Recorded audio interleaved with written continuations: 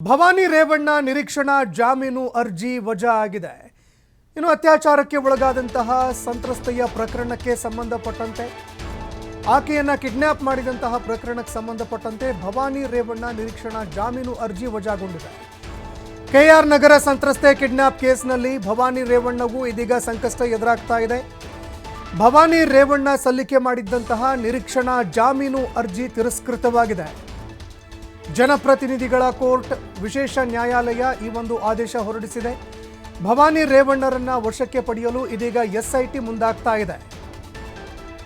ಇನ್ನು ಅವರ ನಿರೀಕ್ಷಣಾ ಜಾಮೀನು ಅರ್ಜಿ ವಜಾ ಆಗಿರೋದ್ರಿಂದಾಗಿ ಭವಾನಿ ರೇವಣ್ಣ ಅವರನ್ನ ವಶಕ್ಕೆ ಪಡೆಯೋದಕ್ಕೆ ಎಸ್ಐಟಿ ಅಧಿಕಾರಿಗಳ ತಂಡ ಮುಂದಾಗ್ತಾ ಇದೆ. ಭವಾನಿ ರೇವಣ್ಣ ಹೊಳೆನರಸೀಪುರದ ಮನೆಯಲ್ಲೂ ಇಲ್ಲ, ಇತ್ತ ಕೆಆರ್ ನಗರದ ಸಾಲಿಗ್ರಾಮ ಮನೆಯಲ್ಲೂ ಕೂಡ ಇಲ್ಲ. ಭವಾನಿ ರೇವಣ್ಣ ಎಲ್ಲಿದ್ದಾರೆ ಅನ್ನುವಂತಹ ಪ್ರಶ್ನೆಗಳು ಈಗ ಎದುರಾಗ್ತಾ ಇದೆ. ಈ ಪ್ರಕರಣಕ್ಕೆ ಸಂಬಂಧಪಟ್ಟಂತೆ ಭವಾನಿ ರೇವಣ್ಣ ಅವರ ನಿರೀಕ್ಷಣಾ ಜಾಮೀನು ಅರ್ಜಿ ವಜಾ ಆಗ್ತಾ ಇದ್ದಂತೆ ಪ್ರಕರಣಕ್ಕೆ ಸಂಬಂಧಪಟ್ಟಂತೆ ಅವರನ್ನ ಬಂಧಿಸುವಂತಹ ಸಾಧ್ಯತೆಗಳು ಹೆಚ್ಚಳವಾಗ್ತಾ ಇದೆ. ಯಾಕಂದ್ರೆ ಇದೇ ಪ್ರಕರಣಕ್ಕೆ ಸಂಬಂಧಪಟ್ಟಂತೆ ಎಚ್.ಡಿ. ರೇವಣ್ಣ ಅವರು ಅರೆಸ್ಟ್ ಆಗಿದ್ರು.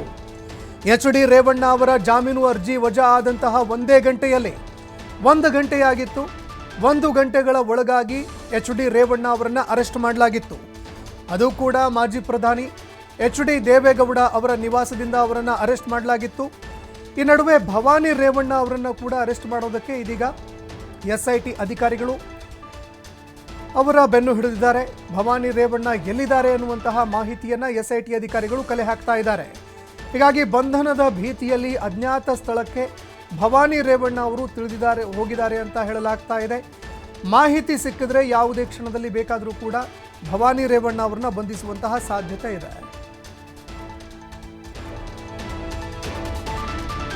ಈ ಬಗ್ಗೆ ಮತ್ತಷ್ಟು ಮಾಹಿತಿ ಕೊಡ್ತಾ ಹೋಗ್ತಾರೆ ಪ್ರತಿನಿಧಿ ಸಂತೋಷ್ ಪಟೇಲ್ ಫೋನ್ ಸಂಪರ್ಕದಲ್ಲಿ ಜಾಯ್ನ್ ಆಗಿದ್ದಾರೆ. ಸಂತೋಷ್, ಪ್ರಮುಖವಾಗಿ ಇದೇ ಪ್ರಕರಣಕ್ಕೆ ಸಂಬಂಧಪಟ್ಟಂತೆ ಎಚ್.ಡಿ. ರೇವಣ್ಣ ಅವರು ಅರೆಸ್ಟ್ ಆಗ್ತಾರೆ, ಜಾಮೀನು ಪಡೆದುಕೊಂಡು ಹೊರಗಡೆ ಬರ್ತಾರೆ. ಭವಾನಿ ರೇವಣ್ಣ ಅವರು ಕೂಡ ಜಾಮೀನು ಸಿಗುತ್ತೆ ಅನ್ನುವಂತಹ ನಿರೀಕ್ಷೆಯಲ್ಲಿ ಇದ್ರು. ಆದರೆ ಅರ್ಜಿ ವಜಾ ಆಗತ್ತೆ. ಅರ್ಜಿ ವಜಾ ಆಗ್ತಾ ಇದ್ದಂತೆ ಭವಾನಿ ರೇವಣ್ಣ ಎಲ್ಲಿದ್ದಾರೆ ಅನ್ನುವಂತಹ ಪ್ರಶ್ನೆ ಎದುರಾಗ್ತಾ ಇದೆ. ಈ ಪ್ರಕರಣಕ್ಕೆ ಸಂಬಂಧಪಟ್ಟಂತೆ ಎಸ್ಐಟಿ ನೋಟಿಸ್ ಕೂಡ ಕೊಟ್ಟಿದೆ. ಭವಾನಿ ರೇವಣ್ಣ ಅವರು ಅರೆಸ್ಟ್ ಆಗುವಂತಹ ಸಾಧ್ಯತೆಗಳ ಬಗ್ಗೆ ಮಾಹಿತಿ ಕೊಡ್ತಾ ಹೋಗೋದಾದ್ರೆ ಸಂತೋಷ್, ಏನ್ ಭವಾನಿ ರೇವಣ್ಣ ಅವರ ಬಂಧನ ಆಗುತ್ತೆ ಅನ್ನೋ ಬಂಧನದ ಭೀತಿಯಲ್ಲೇ ಅವರು ಕೂಡ ನಿರೀಕ್ಷಣಾ ಜಾಮೀನು ಅರ್ಜಿಯನ್ನ ಹಾಕೊಂಡಿದ್ರು. ಆದ್ರೆ ಅರ್ಜಿಯ ವಿಚಾರಣೆ ಸತತವಾಗಿ 2-3 ದಿನಗಳ ಕಾಲ ನಡೀತು. ಇವತ್ತು ಅರ್ಜಿ ವಜಾ ಆಗಿರುವಂತದ್ದು, ಅವ್ರಿಗೆ ಜಾಮೀನು ದೊರೆತಿಲ್ಲ, ಅರ್ಜಿಯನ್ನ ವಜಾ ಮಾಡಿರುವಂತದ್ದು. ಇದರ ಬೆನ್ನಲ್ಲೇ ಇವತ್ತು ಕೂಡ ಏನು ಭವಾನಿ ರೇವಣ್ಣ ಅವರಿಗೆ ನೋಟಿಸ್ ಅನ್ನ ಕೊಡ್ಲಾಗಿತ್ತು. ನಾಳೆ ವಿಚಾರಣೆಗೆ ಹಾಜರಾಗ್ಬೇಕು ಅಂತ ಹೇಳಿ ಎಸ್ಐಟಿ ಅಧಿಕಾರಿಗಳು ನೋಟಿಸ್ ಅನ್ನ ಕಳಿಸಿದ್ರು. ನಾಳೆ ವಿಚಾರಣೆಗೆ ಹಾಜರಾಗ್ತಾರ ಅನ್ನೋದನ್ನ ಕಾಯ್ದು ನೋಡ್ಬೇಕಾಗತ್ತೆ. ಅದರ ಜೊತೆಗೆ ಭವಾನಿ ರೇವಣ್ಣ ಅವರ ಎಲ್ಲಾ ಚಲನವಲನಗಳ ಬಗ್ಗೆ ಎಸ್ಐಟಿ ಅಧಿಕಾರಿಗಳು ಈಗಾಗಲೇ ಮಾಹಿತಿಯನ್ನ ಕಲೆ ಹಾಕಿ ಇಟ್ಕೊಂಡಿರ್ತಾರೆ.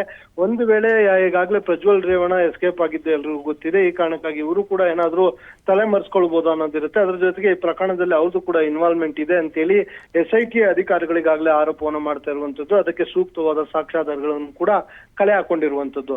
ಸೊ ಈ ಮಾಹಿತಿ ಭವಾನಿ ರೇವಣ್ಣ ಅವರು ಗೊತ್ತಿರುವ ಹಿನ್ನೆಲೆಯಲ್ಲೇ ಅವರು ಅನ್ಸ್ಪಿಟ್ರಿ ಬೇಲ್ಗೆ ಹಾಕೊಂಡಿದ್ದಾರೆ. ಹೀಗಾಗಿ ಆ ಪ್ರಕರಣದ ಅವ್ರದ್ದು ಇನ್ವಾಲ್ವ್ ಇದೆ ಅನ್ನೋದು ಒಂದು ಮೇಲ್ನೋಟಕ್ಕೆ ಕಾಣುವಂತದ್ದು.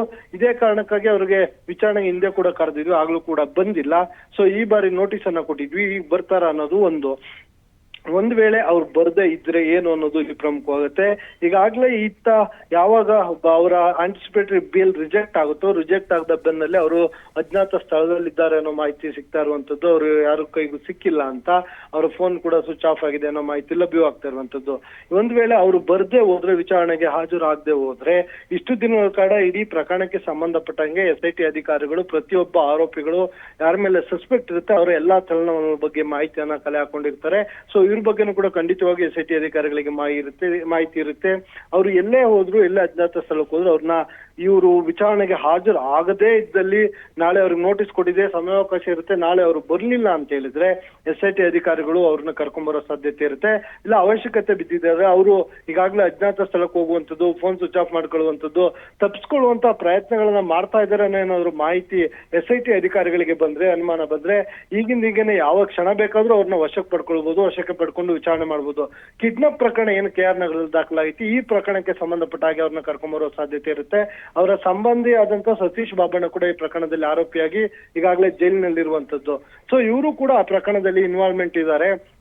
ಈ ಆಕೆಗೆ ಬೆದರಿಕೆಗಳನ್ನ ಹಾಕಿದ್ದಾರೆ ಅನ್ನೋ ಆರೋಪಗಳು ಕೇಳಿ ಬರ್ತಾ ಇರುವಂತದ್ದು. ಮತ್ತೆ ಆಕೆನ ಕಿಡ್ನಾಪ್ ಮಾಡ್ಲಿಕ್ಕೆ ಇವರ ಸಹಕಾರವೂ ಕೂಡ ಇತ್ತು ಅನ್ನೋ ಆರೋಪ ಇದೆ. ಅದಷ್ಟೇ ಅಲ್ಲದೆ ಇವರ ಸಂಬಂಧಿಕರ ಜೊತೆ ಇವರು ಓವರ್ ದ ಫೋನ್ ಮಾತನಾಡಿರುವಂತ ಆಡಿಯೋಗಳು ಕೂಡ ಇದೆ ಅಂತೇಳಿ ಈಗಾಗಲೇ SIT ಪರ SPP ಅವರು ಕೂಡ ವಾದ ಮಾಡುವಂತ ಸಂದರ್ಭದಲ್ಲಿ ನ್ಯಾಯಾಲಯದ ಗಮನಕ್ಕೆ ತಂದಿದ್ರು.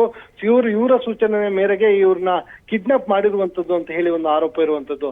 ಈ ಕಾರಣಕ್ಕಾಗಿ ಅವ್ರನ್ನ ಕರೆದು ಪ್ರಕರಣ ಸಂಬಂಧ ವಿಚಾರಣೆಯನ್ನು ಮಾಡಬೇಕಾಗುತ್ತೆ. ಒಂದು ವೇಳೆ ಇವ್ರದ್ದು ಕಿಡ್ನಾಪ್ ಪ್ರಕರಣದಲ್ಲಿ ಕೈವಾಡ ಇದ್ದಿದ್ದು ಸ್ಪಷ್ಟವೇ ಆದ್ರೆ, ಸೂಕ್ತ ಸಾಕ್ಷ್ಯಾಧಾರಗಳಾದ್ರೆ ಅವ್ರನ್ನ ವಿಚಾರಣೆಗೆ ಕರೆದಂತ ಸಂದರ್ಭದಲ್ಲಿ ವಿಚಾರಣೆಗೆ ಕರೆದು ಅಲ್ಲೇ ಬಂಧನವನ್ನು ಮಾಡಬಹುದು. ಇಲ್ಲ ಅವ್ರನ್ನ ಹೋಗಿ ಪಿಕ್ ಮಾಡಿ ಕರ್ಕೊಂಡ್ ಬಂದು ವಶಕ್ಕೆ ಪಡ್ಕೊಂಡು ನಂತರ ಬಂಧನ ಪ್ರೋಸೆಸ್ ಅನ್ನ ಮಾಡಬಹುದು. ಈ ಕಾರಣಕ್ಕಾಗಿ ಅವರು ಅಜ್ಞಾತ ಸ್ಥಳಕ್ಕೆ ಹೋಗಿದ್ರೆ ಅನ್ನೋ ಮಾಹಿತಿ ಇರುವಂತದ್ದು. ಇದರ ಬೆನ್ನಲ್ಲಿ ಈಗೇನು ಅವರ ಜಾಮೀನು ಅರ್ಜಿ ವಜಾ ಆಗಿರುತ್ತೆ. ಸೊ ಅವರು ಕೂಡ ಕಾನೂನು ಸಲಹೆಯನ್ನ ಪಡ್ಕೊಂಡಿರ್ತಾರೆ. ಅಪ್ಪರ್ ಕೋರ್ಟ್ಗೆ ಹೋಗಿ ಏನು ನಿರೀಕ್ಷಣಾ ಜಾಮೀನು ಪಡೆಯಲಿಕ್ಕೆ ಕೂಡ ಪ್ರಯತ್ನವನ್ನ ಪಡ್ತಾರೆ. ಸೊ ಜಾಮೀನು ಸಿಗುತ್ತಾ ಸಿಗಲ್ವಾ ಅನ್ನೋದು ಎರಡನೇ ಸೆಕೆಂಡರಿ ಬರುತ್ತೆ. ಆದ್ರೆ ಈ ಪ್ರಕರಣದಲ್ಲಿ ಅವರ ತನಿಖೆ ಮಾಡುವಂತ ವಿಚಾರಣೆ ಮಾಡುವಂತದ್ದು ಸಾಕಷ್ಟು ಇಂಪಾರ್ಟೆಂಟ್ ಆಗಿರುವ ಹಿನ್ನೆಲೆಯಲ್ಲಿ SIT ಅಧಿಕಾರಿಗಳು ಅವ್ರನ್ನ ಹುಡುಕುವಂತ ಕೆಲಸ ಶುರು ಮಾಡಿರುವಂತದ್ದು. ಸಂತೋಷ್, ಧನ್ಯವಾದಗಳು ಸಂತೋಷ್ ಪಟೇಲ್ ನಿಮ್ಮೆಲ್ಲ ಮಾಹಿತಿಗೆ.